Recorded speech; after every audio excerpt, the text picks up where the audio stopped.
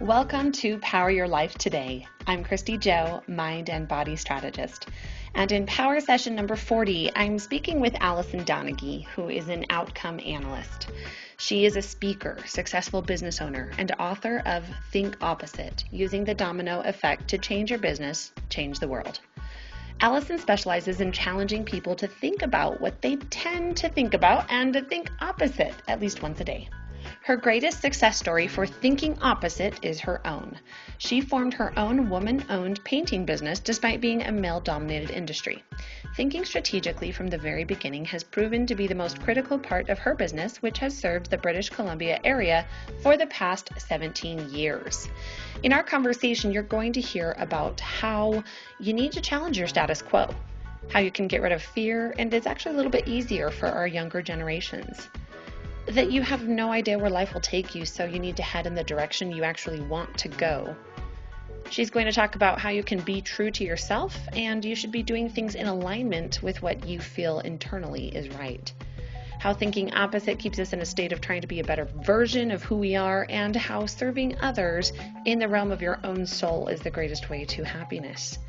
So I think you're going to love this. It challenges your way of thinking. She presents some ideas that will help you consider your own life and some of those times to think opposite. So sit back, enjoy, and be sure and leave us a review on iTunes or Stitcher Radio. Here's Alison.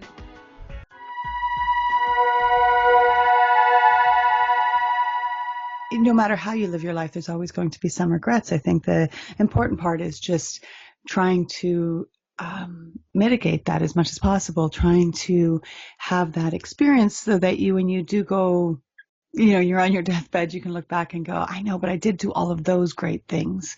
And doing them with awareness, doing them with that thought process, and not just letting life happen to you, but making a conscious decision to participate in this one life we have. This one life. And how many people are just sitting on their couch, watching Netflix, surfing the web and social media. How can we start fighting this? How do we even take control of our lives and not just be swept in this tidal wave of the norm? I think one of the ways is when we're doing something, we're not sure if we should be doing it or not, decide if we want to still be doing that in 5 years, or if we want to still be in that relationship in 5 years, or when we can break our lives down into chunks, I think sometimes it makes it a little bit easier to get a realistic look at it, right? So if you've been in a relationship for, say, 6 years and it's not a great relationship, and you think, how many parcels of 6 years do I have in my life? So if you're 60, that means you have 10 parcels of 6 years. Oh, wow. Right? And so you've just given up one of them to stay in a relationship you're not happy in. And you got to think that the first 6 years, you probably aren't very responsible or accountable for, maybe even the second 6 years. Once you start becoming maybe 12, teenager, that sort of thing, we can start making our choices. So right off the bat, that's 3 chunks of 6 years. We have we've even just given up. 2 through no fault of our own, and 1 because we've stayed somewhere we don't want to stay. Right? And when we think of it like that, we can sometimes have a better and deeper appreciation of the actual time that we have. And I think we lose sight of that. I think we think that it's just going to last forever. And it sure doesn't. So how is this new approach of packaging how we think about life? It's all strategy in how we think. And you help people challenge their status quo quite often. Probably all day, every day.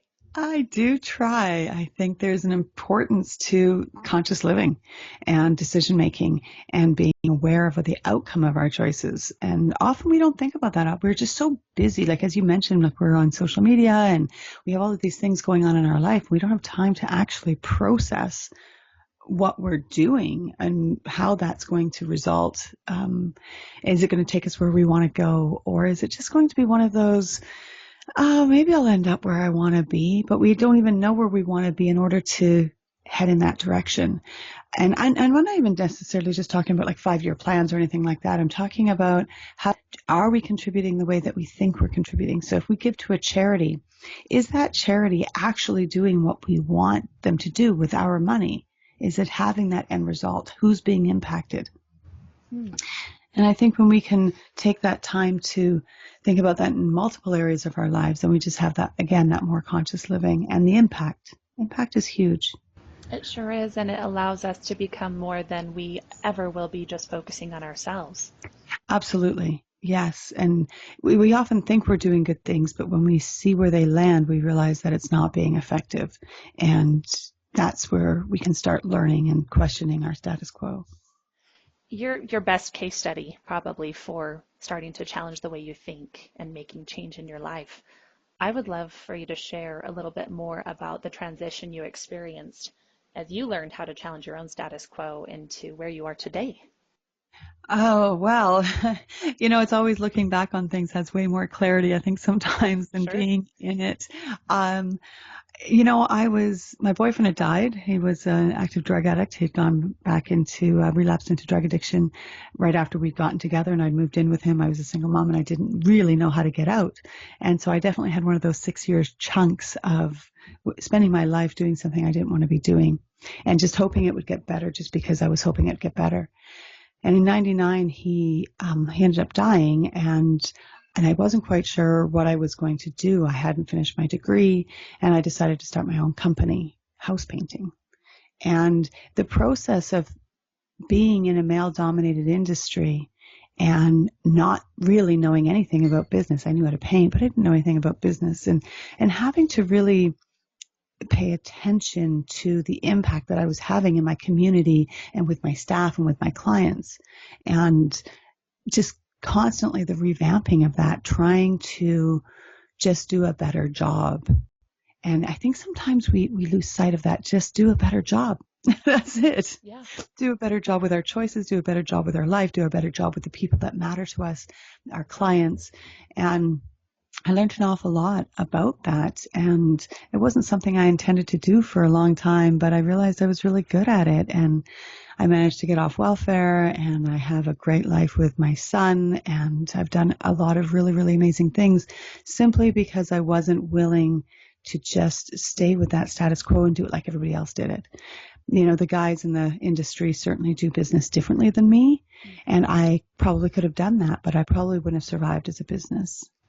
Did you have any fear along the way?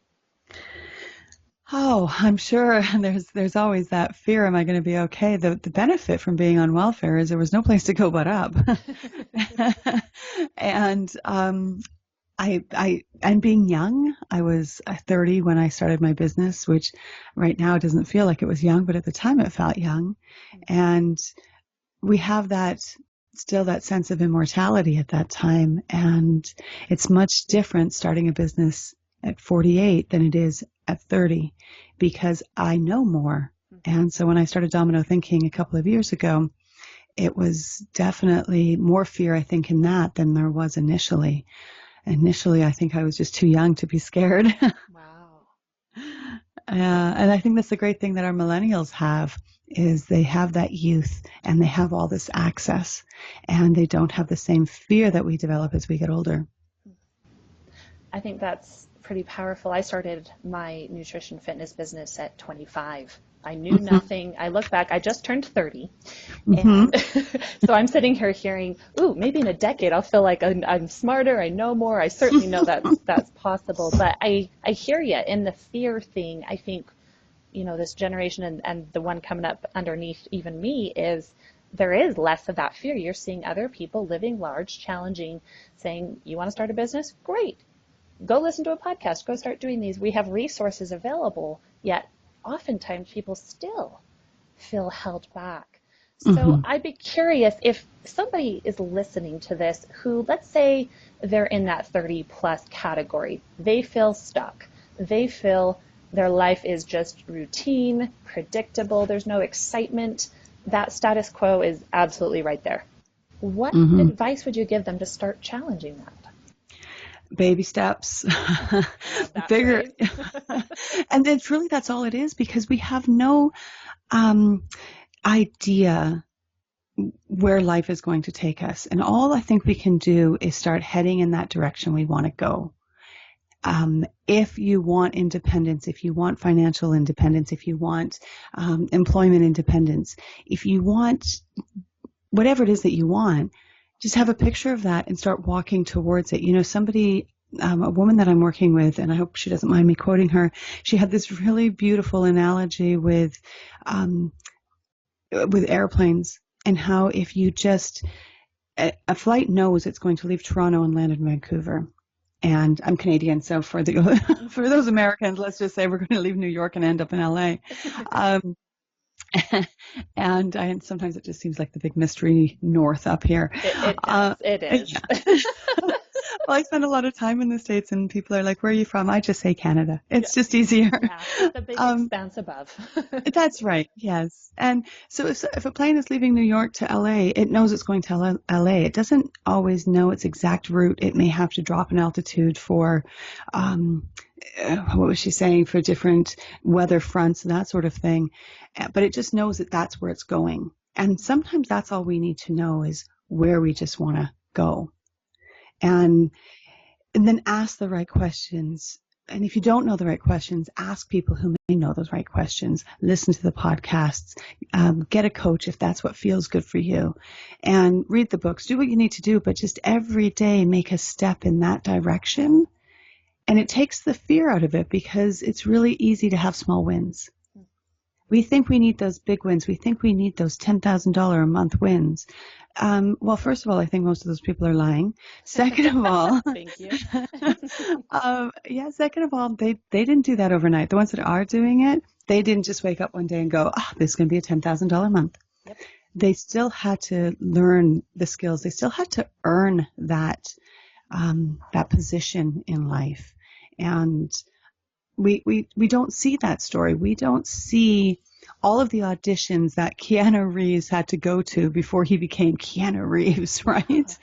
We just think that it's just going to happen, and it doesn't. We have to make that conscious choice and then analyze our steps along the way, saying, is this still taking me in this direction? Is that the direction I still want to go in?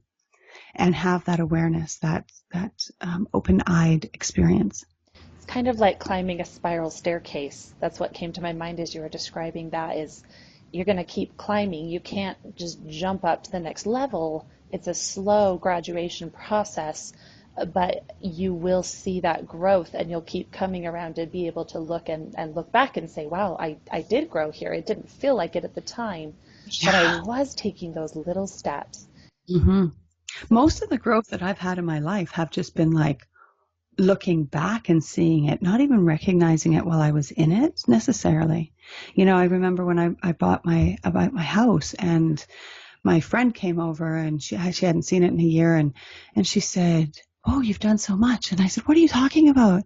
I still have to do this and this and this and this and this." And she's like, "Oh my God, you've redone the flooring, you've redone your kitchen, you've redone all the doors, you've redone all the windows." And I was like, whoa, I have, haven't I? I'm a rock star. I am.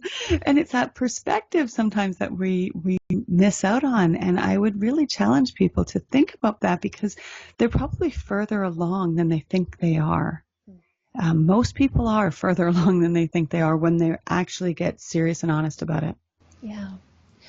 You've written this book called Think Opposite, Using the Domino Effect to Change Your Business, Change the World. Yes. Tell us about the domino effect. What is that? The domino effect is thinking about, you know, when you line up those dominoes and you push over that first one, and then it has the repercussions. It knocks the next one, which knocks the next one, which knocks the next one, right? Very often we go through life making these choices without thinking about which domino is going to topple next, and where that last domino is and how it is going to land. And so this book really challenges people to think about their domino effect, the repercussions, their outcomes, and start staying in that conscious space, thinking about what they can do, and then staying in their lane and doing it. You know, I use an example in the book where a friend of mine is a mindful coach, and I did a workshop with her, and she had a labyrinth.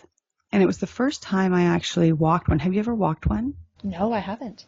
If you have the opportunity, I highly recommend it. And if you can do it with more people, the better the effect to what I'm speaking about. But you enter in on the outside circle and you weave your way following this path that doubles back on itself, has all these switchbacks, and then you land in the center of the circle where you can stop, you can meditate, or you can just turn around and leave again, and then you come out through the same exit that you entered into.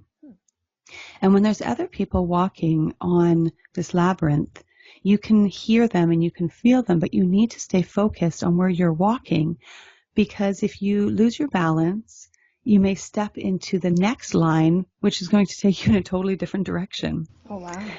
And it was a chakra labyrinth, and there was 9 of us walking it, and people would, because some were coming and some were leaving, sometimes you would end up in the same lane going a different direction than somebody, and one person would have to step out of the way, let the other person pass, and then you step back into your lane and you carry on. And I sort of see those as those speed bumps in life where you get back on track. And you feel people walking in the lane next to you as you're passing them. But if you take too much time and you spend looking at them, you stop looking at where you're on, what path you're on, and you end up potentially stepping off of your path, going in a different direction. And it takes a really long time to realize you're not where you want to be, because you could end up outside of the circle and you haven't even entered the center of it yet. And you're like, how did that happen? It happened because you stopped paying attention. And so when we can think of our business this way, if we make those conscious choices and we pay attention, we stay in our lane, we think it's great what other people are doing, but we stay true to whatever it is that we're doing, we have a better chance of understanding where those dominoes land and the impact that we're making. I really appreciate that on so many levels. In fact, on my nutrition fitness podcast just a few episodes ago, I talked a lot about this and the comparison factor, at least in my business and some of the things I personally have had to go through. Mm-hmm. The nutrition fitness space is quite expansive and everyone does it differently, and it's quite competitive. Yes, very competitive. and one of the things I have been faulted for most and praised for most, which is ironic, is that I am pretty modest with my photos that I use. You know, and modest is relative, right? But most people feel like, wow, compared to the industry, like you actually do a pretty good job.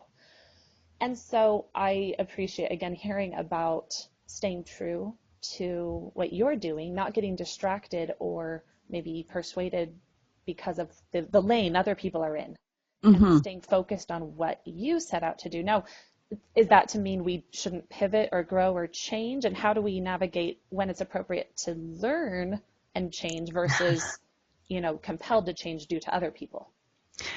Well, I think we don't give ourselves enough credit for knowing who we are and what we stand for. And so when we're at that crossroads between, should I have a more risque photo on my website or shouldn't I? If we get quiet with ourselves, we know what the right answer is for us. And unfortunately, those people that criticize, it can be painful. It can be a real blow to our confidence. But the only person we have to be true and honest with is ourselves. And in doing so, then we attract people who that resonates with. If we start doing things that are out of alignment, we repel the people that should be working with us, and we attract the people we don't want to be working with. And so when we can get quiet and understand, I've designed a color course, and it helps people pick colors. And one of the things that I talk about a lot there is, how does it feel when you see these colors? And there is a space in your body that you feel when something isn't right. So if I show somebody hot pink and they don't like it, they'll go, ew, no. They will feel it in their body. If I show them fern green and they like it, they'll go, oh, and that spot in their body will be quiet. So when we're faced with things that we definitely know we don't like, if we can pay attention to where in our body we feel it, it becomes a point that we can check in on down the road when it's just is this not okay or is it okay? Like for me, I feel it like in my solar plex. And so if I come across something and I'm not sure if it's in line with what I'm doing or if it's following what somebody else thinks I'm doing, I check in with that spot. And I think, oh, it's really quiet. This is good. This is for me. Or it feels tight. It doesn't feel right. This is for them. So I shouldn't be doing it.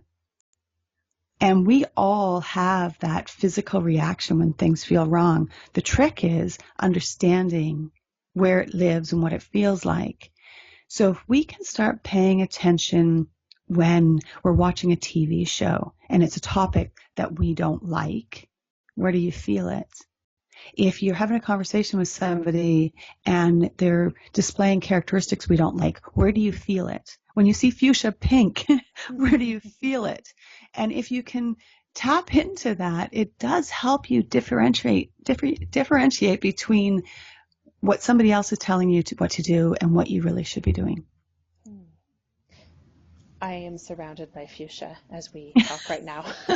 I feel beautiful and wonderful with fuchsia, and that's my sweet spot. I love this. Is this color course, is this something people can do online, or is this that they need to go to Canada? No, they don't. It is online. Oh, fantastic. Tell us a little bit more about where we can find that.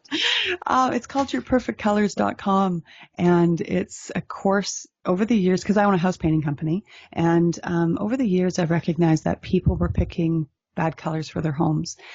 Not because they wanted bad colors, but they didn't know the difference. They didn't know how to avoid making the mistakes, and everybody makes the same mistakes.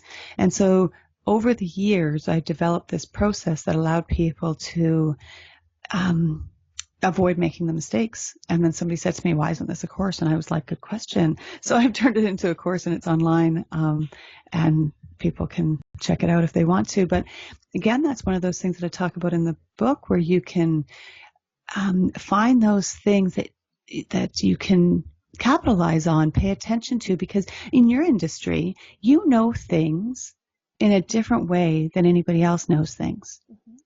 And when you can nurture that, stay true to that, then you become a real expert in that, whatever that is. And that's what the people need from you. It's not going to speak to everybody, but that's what they need, the ones that it does speak to.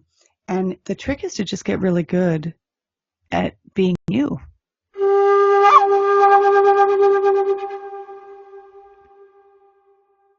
If you're someone who is ready to get in the gym and start seeing real results in a short amount of time, head over to the App Store to download the Body Buddies Fat Loss Workout app.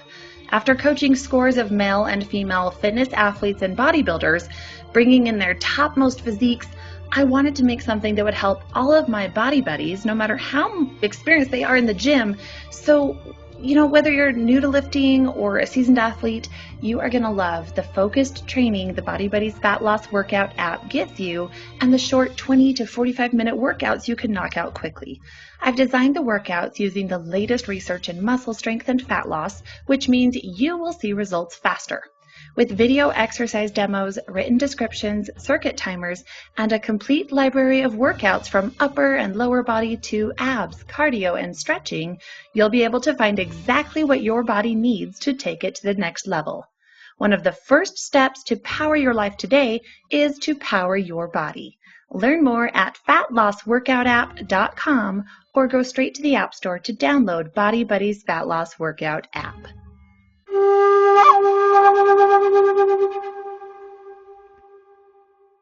When we start being aware, the learning and the growth just happens as a byproduct. We no longer, I think, have to search out this learning because it becomes who we are.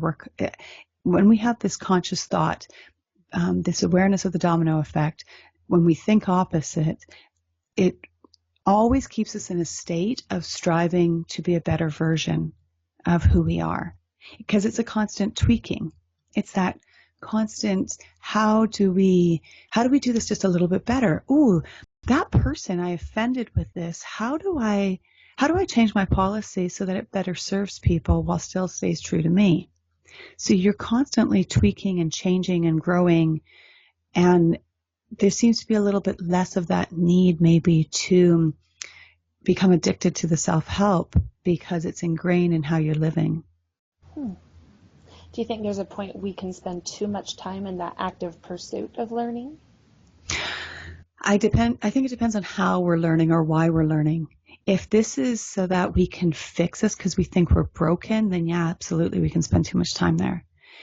If we're doing it because we just want to celebrate who we are and just be a better us, then no, I don't think so. It's when that criticism comes in, because it's definitely a double-edged sword, right? When we're doing it because, oh, I have to throw up one more time so that I can have that thigh gap. It's that's not really good self-development, right? No. But yet we may see that as being a way of growing and being a better version. But when we're hurting ourselves in the process, when we're hurting our soul in the process, we are not actually serving at all. I love that word serving because it really is. It's an external focus. But I see this, and I'm sure you do too, is sometimes we can focus so much on serving, we forget about ourselves, but then we don't want to get too sucked into just focusing on ourselves. There's a very, very precarious balance there, and I don't think balance has a finish line. It's an No, active effort. it is. It is. Anybody who's been on a teeter-totter knows that. Yes. Yeah, I think that when I think when we're serving other people, if we're doing it in the realm of our own soul, then it does stay in balance. If I am trying to help absolutely everybody and it's not aligned with my reason, my hell yeah, then it switches over to being imbalanced, and we're serving them more than we're serving us. And that's when it becomes a slippery slope and a little bit dangerous. If we spend all of our time thinking on ourselves, again, that throws it out of balance. But when we can understand how we can serve each other while staying true to ourselves, that's that perfect balance point, because it nurtures both sides of that equation. I'm thinking of all of our listeners out there who are feeling something. First of all, your voice is very soothing. I'm quite enjoying this calming conversation. Thank you. Let's dial into perhaps some very tangible takeaways. Because I know when I listen to podcasts or hear somebody talk, I'm really inspired and motivated, and they say all these amazing things, and I don't really know how to implement it. If you could, really fifth grade level for us, Okay. give us some great things that we can start doing today, what would those be? Well, my thing is, I talk a lot about think opposite. So, and a lot of people already do this and don't even know that they're doing it, which is great news. Keep doing it. It's things like when you're driving to work. This is an example that I use a lot. You're driving to work and there's somebody who's tailgating you. And you feel yourself getting really agitated and irritated, and you're just like, oh, why can't this jerk just stop tailgating me? You have the option. You can stay in that space, or you can think opposite. You can think maybe his wife's in the hospital having a baby and he's trying to get there so he can hold her hand and have this baby with her. All of a sudden, your opinion of him changes. It's really hard to think he's a jerk and he's a really good husband and going to be a great dad. Yeah. Right? And so when you feel yourself in these really super agitated positions, take a deep breath and go, how can I think opposite about this? You can still choose to think he's a jerk, go to work, retell the story, live in this jerk space all day long. Or you can make up the same story, because it's all just a story we're telling ourselves at this point. You can make up a story that he's a great guy, carry on with your day, and now your day is going to be more productive because you're not caught up in this negative cycle of retelling this horror story of this guy that was tailgating you. And when you can do that, when you can stop yourself in those positions where you're feeling a lot of negative something, think the opposite. When you're having conversations with somebody, it becomes second nature, and it becomes this way of increasing awareness in your life and helping you understand yourself a little bit better, and living in that space of seeing the other person and having that that compassion for somebody else. And it changes everything. I love that. I'm going to put a Post-it note on my computer that says think opposite. Excellent. Yes. Suspend your belief, consider a different perspective, and then you can proceed with some clarity. I already feel chastised a little. Let me read to you a Facebook post I made Okay. about an hour ago. Sure. I try really, really hard to be positive, but can't shake the annoyance when people spell my name wrong and it's on social media directly above where they are commenting. Does that lack Mm, of awareness and attention bother anyone else? Love you all, but let's up our game here, yeah? A person's name is most precious to them. right. And there is that balance though, right? You're absolutely right. It is a sign of respect, right? And so then what can you do with that situation? Do you think about it and go, okay, is there another reason why this person isn't doing it? Maybe they're dyslexic. Huh, maybe. Yeah. Right? Maybe they're just so busy that those little bits of time can't, they don't know. Maybe nobody ever taught them. Sure. Right? There's all of these things. I think it's great that you can up your game and you can recognize what matters to you. And this goes back to who you are. Now you know that this is important to you. Make sure that's part of your business, because you will attract people who feel that attention to detail is important as well. And I Right? think from what you said about the tailgating story, it's a compassion. It's Mm-hmm. instead of a judgment or an annoyance, it's choosing compassion. It can still initially irritate me, but I can choose to look at it in a different way and move on.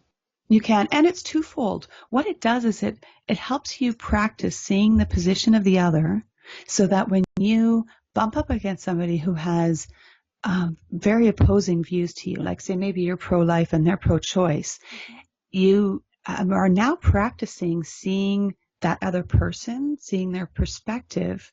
Now you can maybe have a conversation with that person instead of just remaining polarized. Maybe when we're talking about Trump and we're having elections here, and so it's happening here a lot where people are like, oh, liberal, no NDP. And so they don't want to talk to each other. But when you can practice in your car, trying to see the perspective of the person behind you, it prepares you for those big conversations, for those combative moments where the practice that you've been employing will serve you much better in coping with those situations. That's a powerful thought, which I think opens up what potentially could be a whole nother podcast episode, which Yes. perhaps we're going to need to have you back to explore that a little bit more. I do appreciate that feedback, and I love to make myself vulnerable, as our audience knows, and sharing my real life so that we can all learn and perhaps apply to our own individual scenarios and circumstances as well. Mm-hmm. Alison, tell us where we can find you online. You've given us the color course, but where else on social or Right. your website? Well, my website is dominothinking.com, and I have a contact page there. So if anybody has any questions, I'm always really happy to just give a different perspective. It doesn't take much time, and I think it's important for me to be able to do that for people. So that's the easiest place. I'm also on Facebook, Domino Thinking. You can find me on Instagram and Twitter, LinkedIn. So either by searching Domino Thinking or my name, Alison Donaghey, you'll be able to find me in all sorts of places, and I'd be happy to hear from you. Thank you for sharing your time, your knowledge, your experience with us. We appreciate it. Thank you so much. It's been my absolute pleasure. All the best. If this resonated with you, please share it with one person who comes to mind. Investing in yourself is the best investment you're ever going to make, because when you improve your life, everybody around you improves their lives too. Subscribe to this channel so you are really sure to catch our next power session together, so you can continue to power your life to one of more service, value, and love. Until then, power your life today.